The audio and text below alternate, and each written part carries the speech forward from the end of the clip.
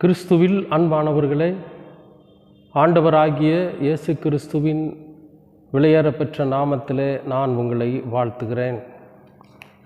கர்த்தர் உங்களை ஆசீர்வதிப்பார்.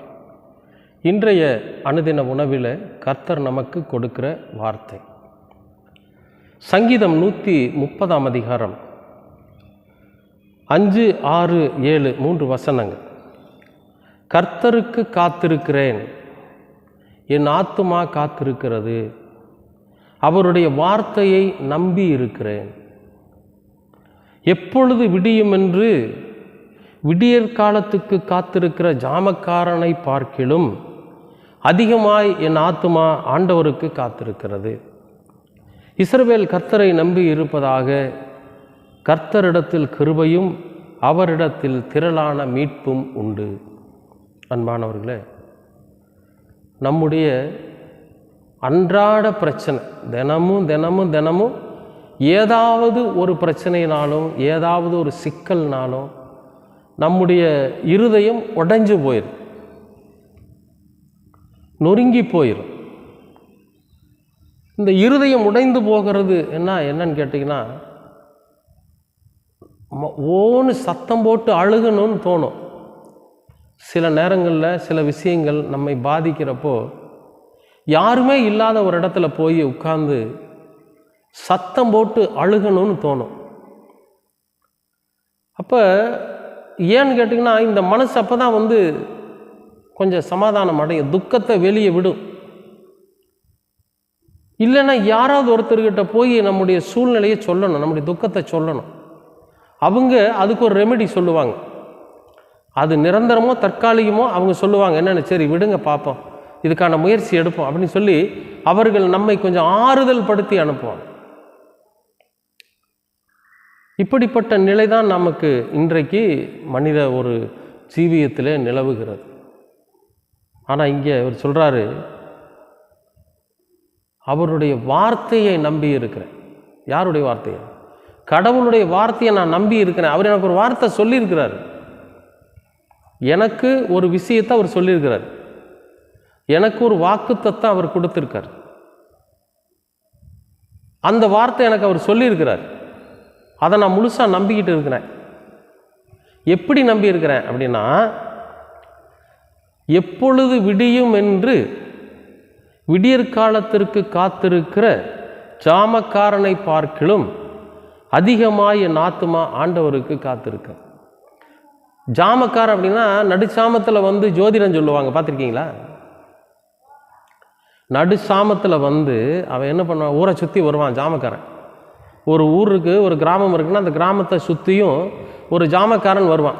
எதுக்கு வருவான்னா, இரவெல்லாம் அந்த ஊருக்குள்ளே திருட்டு போயிடக்கூடாது, அந்த ஊருக்குள்ளே என்ன சொல்லணும், அந்த ஊர் மக்களெல்லாம் எப்படி இருக்கிறாங்க அப்படின்னு சொல்லி அந்த ஊரை பாதுகாப்பதற்காக நடுச்சாமத்தில் ஒருத்தன் வருவான். அந்த ஊரை சுற்றி வந்துக்கிட்டே இருப்பான். இவனுக்கு என்னென்னா, அந்த ஊரை சுற்றி வந்துட்டே இருப்பான். கொஞ்சம் நேரம் ஆக ஆக ஆக விடியற்கால நேரம் வரப்போ எப்போ விடியுன்னு பார்த்துருப்பான்.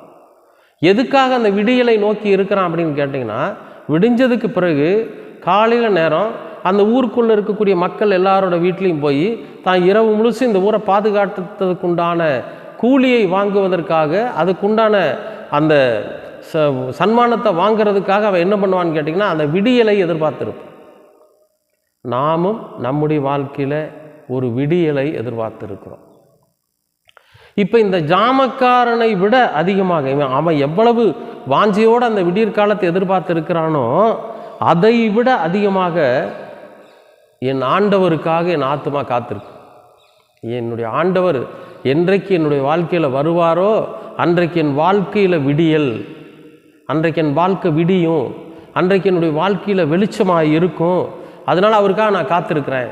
ஏன்னா அவர் சொல்லியிருக்கிறார், ஒரு ஆசீர்வாதமான வார்த்தை எனக்கு சொல்லியிருக்கிறாரு, ஒரு வாக்குத்தத்தத்தை சொல்லி இருக்கிறாரு. அவர் என்னுடைய வாழ்க்கையில் வரணும். அந்த வார்த்தை நிறைவேறுவதற்காக இந்த ஜாமக்காரன் எப்படி விடியலுக்காக காத்திருக்கிறானோ அதை விட அதிகமாக வாஞ்சையோடு நான் காத்திருக்கிறேன். அப்புறம் சொல்கிறாரு, இஸ்ரவேல் கர்த்தரை நம்பி இருப்பதாக, கர்த்தரிடத்தில் கிருபையும் அவரிடத்தில் திரளான மீட்பும் உண்டு. அப்போ கர்த்தரை நம்பி இருக்கிற ஜனங்களுக்கு நீங்கள் நம்பிட்டே இருங்க, தொடர்ந்து நம்பி இருங்க. அவரிடத்துல திரளான மீட்புண்டு, அவரிடத்துல கிருபை உண்டு, இல்லாமல் இல்லை. நிச்சயமாக நீங்கள் எதற்காக காத்திருக்கிறீர்களோ, எந்த ஆண்டவருக்காக காத்திருக்கிறீர்களோ அவர்கள் உங்களுடைய வாழ்க்கையில் கிரியை செய்வார். என்ன வாக்குத்தத்தம் அவர் கொடுத்திருக்கிறாரோ அந்த வாக்குத்தத்தத்தை அவர் நிறைவேற்றுவார். எப்படிப்பட்ட ஆசீர்வாதம் உங்களுடைய வாழ்க்கையில் கடந்து வரும் என்று கர்த்தர் உங்களிடத்தில் சொல்லி இருக்கிறாரோ அந்த ஆசீர்வாதம் நிச்சயமாக நம்முடைய வாழ்க்கையில் கடந்து வரும். ஏன்னா நம்முடைய காத்திருப்பு எப்படி இருக்குன்னு கேட்டிங்கன்னா, ஜாமக்காரன் விடியலுக்காக காத்திருப்பதை போல அதை விட அதிகமாக நம்ம காத்திருக்கோம். நம்முடைய வாழ்க்கையில் ஒரு விடியல் வரணுங்கிறதுக்காக நிச்சயமாக வரும். நம்முடைய காத்திருப்பு வீண் போகாது, நம்முடைய நம்பிக்கை வீண் போகாது, நம்முடைய விசுவாசம் வீண் போகாது. எல்லாவற்றிற்கும் பதிலாக நம்முடைய ஆண்டவர் கிறிஸ்து இயேசு நமக்கு முன்பாக வந்து நிற்பார். நம்முடைய எல்லா தேவைகளையும் எல்லா விதமான அடிமைத்தனத்திலிருந்து நம்மை மீட்டெடுக்க அவர் வரப்போகிறார். ஏன்னா அவர் அநேக மக்களை மீட்டெடுத்தவர். அவரிடத்தில் திரளான மீட்பு உண்டு, கிருபை உண்டு. நிச்சயமாகவே அவர் நம்முடைய வாழ்க்கையில் கிருபை செலுத்துகிறவராக இருப்பார். நாம் ஆண்டவருக்காக காத்திருக்கிற போது ஜாமக்காரனை விட அதிகமாக ஏக்கத்தோடு காத்து கொண்டிருக்கிற போது நம்முடைய வாழ்க்கையில் கிறிஸ்து என்கிற அந்த நித்திய சூரியன் நம்முடைய வாழ்க்கையில் உதிக்கும்.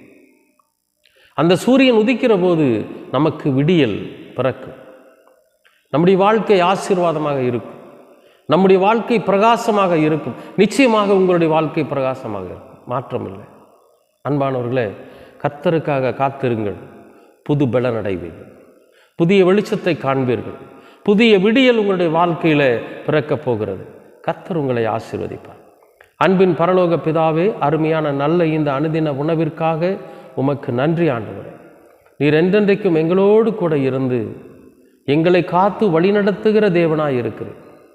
நாங்கள் ஜாமக்காரனை விட அதிகமாக, ஜாமக்காரன் விடியலுக்கு காத்திருப்பதை விட அதிகமாக நாங்கள் கர்த்தருடைய அந்த நீதியின் சூரியன் எங்கள் மீது உதித்து எங்கள் இருள் விடியலாக மாற வேண்டும் என்பதற்காக காத்திருக்கிறோம்.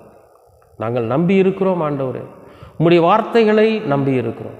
நிச்சயமாகவே எங்களுடைய வாழ்க்கையில் உம்முடைய வார்த்தை நிறைவேறத்தக்கதாக நீர் கிருபை பாராட்டும். நாங்கள் காத்திருக்கிறோம். எங்களுடைய காத்திருப்புக்கு பதில் தருவதாக நீர் இருக்கிறீர். அதற்காக உமக்கு நன்றி. தொடர்ந்து உமது கிருபை எங்களை வழி நடத்தட்டும். உம்முடைய மீட்பு எங்களை மீட்டெடுக்கட்டும். உம்முடைய ஆசீர்வாதம் எங்களோடு கூட இருக்கட்டும். உமது திருக்குமாரனாம் இயேசு கிறிஸ்துவின் வழியாய் கேட்கிறோம் நல்ல பிதாவே. ஆமேன், ஆமேன், ஆமேன்.